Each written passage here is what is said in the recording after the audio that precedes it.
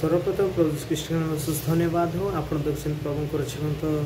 बाकी आप जो चैनल नुआ ताले चैनल को सब्सक्राइब करूँ और आगामी भिडियो जो आप पहुँची पारे बेल आइकन क्लिक करूँ। आसंता माने आज जीवंत वाक्य ध्यान करवा जहाँ द्वितीय करंती तार 6 पर्व तार 17 पद से प्रकार लिखा जाए। एणु प्रभु यह कहते तुम से मध्य बाहरी आस पृथक असुचि पदार्थ स्पर्श कर ना पुणी आम तुम को ग्रहण करवा। मोर प्योर भाई और भौणी मैंने प्रभु जीसस ख्रीस्ट आज आम एक आदेश दौरान आज से बाहरी आसवा कहते से पृथक कहते असुचि पदार्थ को स्पर्श करना कहते मोर प्योर भाई और भौणी मैंने आसी आम जीवन जदि कौन सी खराब सांगसाथी अच्छा आज आम जीवन जदि आम खराब रास्तार गति करुचु आम को जदि शिक्षा दौना सेपरी मनीष जदि आम जीवन अच्छी आज से कौन हमार आवश्यकता रही भारी आसबार आवश्यकता रही मोर प्योर भाई और भौणी मैंने ए दुनिया एक कली जुग मोर प्योर भाई और भौणी मैंने दुनिया आजिकल अनेक खराब रास्तार गति करुछु किंतु मोर प्योर भाई और भौणी मैंने प्रभु जीसस ख्रीस्ट आपण मत कहते आज से भारी आसबार आवश्यकता रही। आज आपण आरे मोर जीवन जदि कौन सांगसाथी अच्छा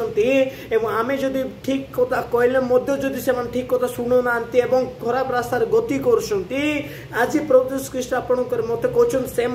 पृथक हबार आवश्यकता रही। से माने एक मद खाऊँ जुआ खेलुंट बेविचार कर खराब रास्तार गति कर कर्म करुँच आपण सेपरी कर्म न करंतु किंतु से भारी आसतु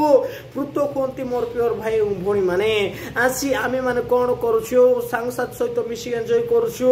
मद पिउचु जुआ खेलुचु के जान से विषय जदि करमु नहीं सांगसाथी आम के जान खराब भावे बोली आम मैंने से कर्म करुचु किंतु मुका पिछा करे आज प्रभु जीसस ख्रीस्ट आपण मते एक आदेश दौरान आज से भारी भारी आवश्यकता रही। आज आपण से पृथक हबार आवश्यकता रही मोर प्योर भाई और भौणी मैंने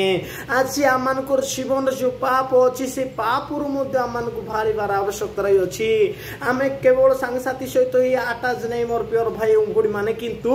आपण मोर जीवन जो पाप अच्छी से पाप को आम कौन कर त्याग कर मोर प्योर भाई और भौणी मैंने के जन आपण मुझे जन बेविचार कौन हो आटाक्ट होम कौन हो पार्नु से बाहरी पार्नु के जन आम मैंने आज अनेक खराब खराब विषय आम पान करुचु जोटा काम मैंने छाड़ी पार्नु आमको जोटा असुचि करुची आज आम मैंने एमती विषय आम कौन हो बंदी हो जाइए जोठार आम कौन हो पार्नु पृथक हो पार्नु किंतु मोर प्योर भाई और भौणी मैंने आज प्रभु जीसस ख्रीस्ट आपण मत कहते आज प्रत्येक विषय ठार आम कौन कर आवश्यकता रही पृथक हबार आवश्यकता होची जो जो विषय आपण मत कृष्ण ठार विच्छिन्न करुची से सब प्रत्येक विषय ठार आम पृथक हबार आवश्यकता रही। जो जो विषय बा जो जो व्यक्ति आपण को प्रभु को ठारू दूरे नौछंदी से व्यक्ति मान को ठारू आम आपण मु कौन कर आवश्यकता रही बाहरी आसबार आवश्यकता रही मोर प्योर भाई और भौणी मैंने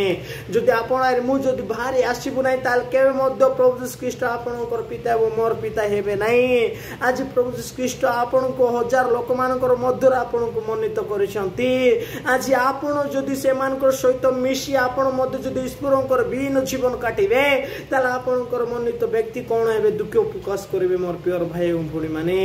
आज आम से भारी भारी आसबार आवश्यकता रही। आज आम से पृथक हबार आवश्यकता रही। जो प्रत्येक विषय आम को असुचि करुच्ची से सब प्रत्येक विषय ठार आम पृथक हबार आवश्यकता रही मोर प्योर भाई और भौणी मैंने जदि चाहूँ आम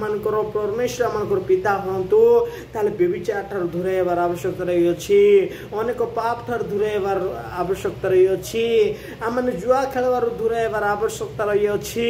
आम मद्यपान ठार दूर हबार आवश्यकता रही आम मैंने अन्य को देख जेलेस सेवा ठार आम दूर हबार आवश्यकता रही।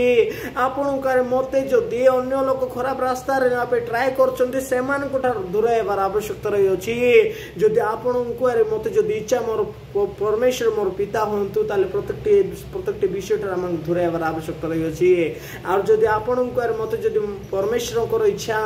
परमेश्वर जदि आम जीवन में सफल न हो बोली आम इच्छा अच्छी ताले ए जगतर जेपरी कर्म अच्छी से आपड़ करते किंतु मोर प्योर भाई और भौणी मैंने जो परमेश्वर आज आपन को जीवन वाक्य द्वारा डाक प्रकाश करुँच आज तीन टा विषय कहते मोर प्योर भाई और भौणी मैंने प्रथम विषय से बाहरी आस से कौन अटे से कहले मोर प्योर भाई भौणी मैंने को पाप अटे आपण मत जो व्यक्ति माने पाप नौचंती आपण मत जो माने हमर माइंड को चेंज करुचंती आपण जदि कहले ठीक कथा कहले मत से माने बुझी पारु नांती आज से मान ठार भारी आस बोल प्रभु कहउचंती मोर प्योर भाई और भौणी माने द्वितीय विषय होची से मान ठार पृथक केउ मान को ठारो आपण जतबेले ईश्वरंकर कथा कहि से मानकर मन को ईश्वरंकर निकट काना पे चेष्टा करूथिबे हेले मध्य से जदि आपणकर कथा सुनु नाही एवं से जागतिक मनाई आपणकर माइंड को चेंज कर चेष्टा करुछि ताले गीत संहिता 1 पर्व आम जानु जो व्यक्ति दुष्ट मानकर मार्ग चले नहीं जो व्यक्ति दुष्ट मानकर सवार बसे नहीं से धन्य मोर प्योर भाई और भौणी माने आज आम से मान पृथक हेबार आवश्यकता रही अछि